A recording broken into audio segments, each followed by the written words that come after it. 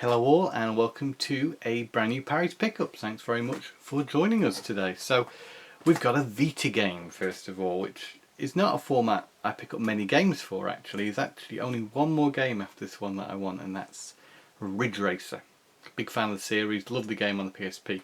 But we're not talking about Ridge Racer today, we're talking about Killzone Mercenary, which is absolutely fantastic, and this is a great example of that kind of home console experience on the go.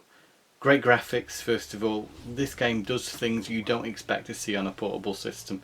Massive vistas, for example. Vistas, Vitas. But the graphics are really high fidelity, and just the scope of the game is huge. You'll see here in the footage I'm showing that it looks like a home console game. I'm sure when it's blown up to the size of a television it probably doesn't look quite as good, but on the Vita's screen this looks fantastic. So how does it play? Well, it plays pretty well. It's fairly intuitive, fairly easy to pick up and play. It does use a touchscreen a little bit, which surprised me. I thought it was going to be a more traditional type game, but that was okay. The only stumbling block was actually with the touchscreen when I had to do I had to set a bomb. I had to spin my finger around to kind of lock the bomb in. To, I guess, arm the bomb, yeah. Difficult that was at first, but eventually I got the hang of it, and next time I had to do it I could do it fine. It's just kind of, it wasn't very intuitive. But that's all the bad stuff aside. The game plays really well. Of course, having two sticks is a great asset for any sort of first person shooter type game. The gameplay of this was quite stealthy actually within the first section of the game. The first mission was quite long. I played it on a train journey, and I was really engrossed. It's quite hectic, quite full on. I played it on the norm. I think I played it on the norm. I can't actually remember what difficulty I played it on, but whatever I played it on was definitely difficult enough for me. I'd like to think I probably played it on a more casual difficulty because, you know, I think playing a game with this much going on is difficult on a handheld. Simpler games tend to work better on handhelds, but this is, as I say, a full-blown console game on a small screen. There's a lot of detail, there's a lot of stuff going on. Some people might not like that, I would imagine. But it's okay, it never became too much for me. I found the controls really responsive. The Killzone series is of a great quality anyway, and then this carries over into the Vita game, Killzone Mercenary. So yes, as I say, there's some stealthy stuff going on there. There's some very action-packed bits, especially if you mess up the stealth section, then you do get a lot of enemies coming at you. You've got to use cover effectively in this game to be able to survive. There's quite a few weapons, I think. There's a couple of different ones. There's like a silencer for your gun, and there's a regular sort of more heavy-duty machine gun and such. But yeah, there are sections where the enemies come thick and fast, and yeah, it really gets quite intense at times. And the Vita pulls it off fantastically. You know, there's no slowdown or any sort of graphical glitches that I could notice. It's an incredibly polished game. It's the kind of thing you play and you're like, wow, this. You're just amazed at the technical achievement that it is.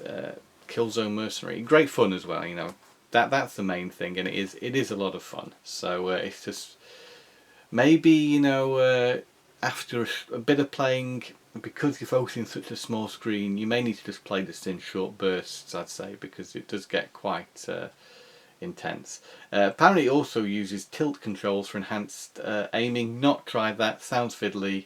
You don't have to do that.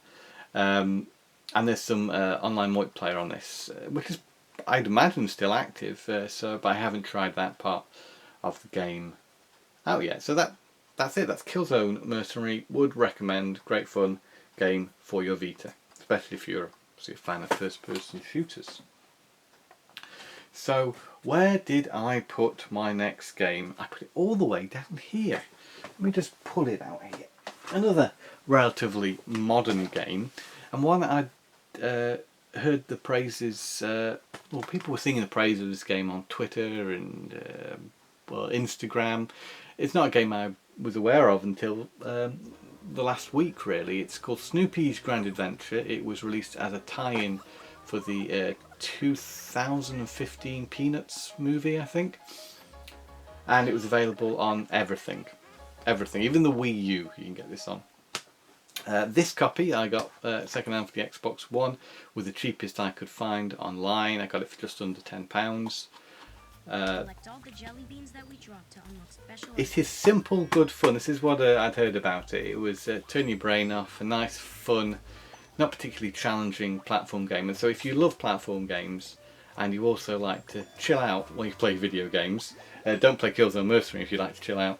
But I do mostly like to sort of chill out with a video game, and you can do that quite easily with Snoopy's Grand Adventure, because it's made for kids. It isn't particularly challenging. It does look lovely and really captures the aesthetic of the latest Peanuts movie. You can play two-player as well. The second player plays as Woodrow, and what Woodrow can do is kind of fly ahead and gather things, basically. Woodrow can stun enemies for you, and he can also, or she, I don't know what sex Woodrow is. Does anybody know? Let me know in the comments below. Yeah,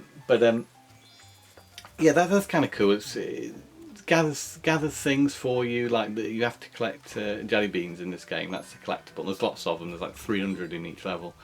Woodrow can gather those together for you, and you just collect them. So it's not, the most interactive experience for the second player, but at least it's got that functionality, and it works rather well, because there's also certain what would I say, platforms that can be controlled by Woodrow as well, so that's pretty cool. There's not much more I can say about it, just it's not incredibly difficult, it looks very nice, it controls very well, it has a great atmosphere about it, and if you don't want to play it on the Xbox One, you've got plenty of other options to play it on. But I think if you are like me, you'll know if this is something that you want to try out.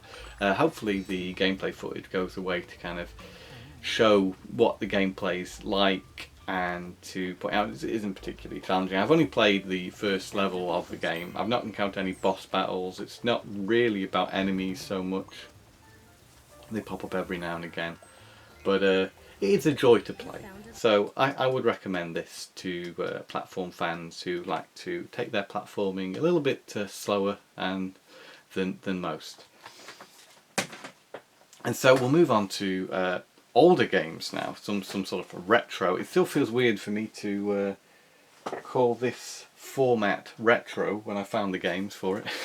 So I should put all the games in one pile, shouldn't I? They'd be much easier to share with you. So retro is a PS2 retro remix. This is Gundam, Mobile Suit Gundam Federation versus Zeon. It's a game I remember seeing around, maybe when I was still working in games retail. And I wasn't particularly into Gundam. I thought of a 350 in CX of all places, and thought I'd give it a go, because it's sort of, reading the back, it sort of looked like a fighting game. And it's sort of like that. Reminds me most of Virtual On it's called, isn't it? But instead of a one-on-one robot fight, you go into the battle with an ally. You're in a 3D space. Obviously the footage should show this quite clearly. You're in a city or in a desert or somewhere like that. And you and your ally will take on, the objective is to kill 5 of the enemies, for example, that have appeared in this area. You can do this by pressing square, I think, to fire your gun. Once you're up close, triangle uses your lightsaber type weapon. You can boost around on the shoulder buttons and jump on X. And you change targets with the circle button.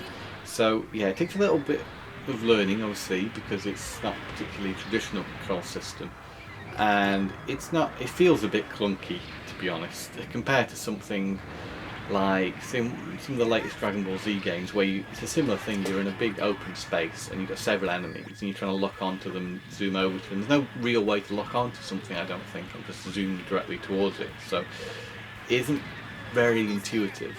It does look pretty nice though. The presentation's great.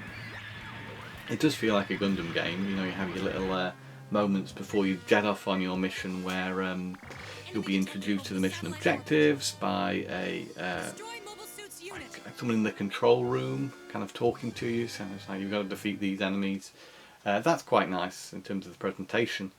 There's two sides to this. Of course, you can play as the Gundams or the bad guys. I'm not a Gundam aficionado, so I don't know all the terminologies, but you get to also fight in space, which doesn't quite control as well as on land, but it is reasonably good and reasonably impressive, I'd actually have to say. For what I imagine must have been an early PS2 game, so it's 2002 on the back here. So yeah, it's an older game. Plays reasonably well. If you can find this cheap, then I think you may get quite a bit of enjoyment out of it actually. That's Gundam Federation vs Zeon for the PS2. And lastly, this is a game I already own on another format actually, but I was thinking about it and I realised I didn't own any Resident Evil games on the PS2, so I thought, well, what can I get for the PS2 then? And I have the original Code Veronica for the Dreamcast, so this technically is different. This is Code Veronica X. I'm not sure exactly the differences between this and the Dreamcast game, apart from the cover obviously and the title. It does look rather nice actually on the PS2. I'm not sure if it looks any better than the Dreamcast game, but it does look very nice, and of course it controls well. I'd say this is a very user-friendly Resident Evil game. If you're new to the series, especially new to the older style of games, then I think Code Veronica might be quite a good place to start with it. You play as Claire Redfield. You're stuck on this island. You are in this whiny guy called Steve who doesn't trust anybody. He's got some particular issues, but you're both trying to get off the island. I'm assuming I haven't played through all the Dreamcast games, so I don't know exactly what happens in the story yet. But you get to play as Chris later on. I think at the beginning of the game you kind of alert Chris to your whereabouts, so he might come along and rescue you at some point. I can't remember if you got to actually pick or choose at the beginning of this whether you do Chris or Claire. But yeah, there's lots of ammo available, which was surprising for a Resident Evil game. So it does encourage you to shoot stuff, which is nice. Because you can play these games and you might find that it's difficult to do lots of shooting because ammo is usually so sparse. But in this game, ammo is plentiful. You can shoot those zombies as much as you like, and it's very satisfying. There's some nice stuff in this game. It's a traditional Resident Evil game, but everything's rendered in 3D, which is nice. All the backgrounds are 3D. Every object, or most objects, are 3D. At least they feel like a proper 3D rendered environment, as opposed to the earlier Resident Evil games, where everything was just like more 2D backgrounds made to look like 3D. It has a couple of jump scares in it, but so far I've seen most of them coming. It's a lot of fun. I really enjoyed my time with this. It's not often I sit down and play an adventure type game, but Resident Evil Code Veronica X is a good game of its type. Some copies of this game, this original release, also come with a demo for Devil May Cry. I got this for I think £2 or £2.50, so it didn't come with the demo. The demo would usually go in here. Not really too bothered considering I own Devil May Cry already, so not really missing out much there. But this was a reasonably early one. This was 2001, so you can probably tell it's an early one by the colour of the box. So great game. I recommend it. If you like myself and you want a Resident Evil game on the PS2, of course you have a lot of options. I've already owned Resident Evil 4 on the GameCube and on the Xbox 360, so I wasn't going to buy that again. That would probably be the best one. But a traditional style Resident Evil game on the PS2, then I think Code Veronica X is your best bet. So yeah, that's it for this episode of Parry's Pickups. Thanks very much for watching. Do hope you've enjoyed it. Of course, be sure to check out the usual social media channels. We're on Instagram, we're on Twitter, we're on Facebook. Also, be sure to subscribe if you haven't already, and then you can click the... Or everyone says this about the bell, but click the bell so you get all the notifications about all the latest videos. So yeah, if you like this and you want to see more, it makes sense to subscribe, so then you'll just get that little notification popping up saying there's a new video. And as you might have seen on our YouTube banner now, we're promoting that we have videos every Tuesday and Friday. So this is something we should be able to keep doing for the foreseeable future. So I may point out though that there'll more than likely be videos in between as well. It's just we're committing to at least 2 a week.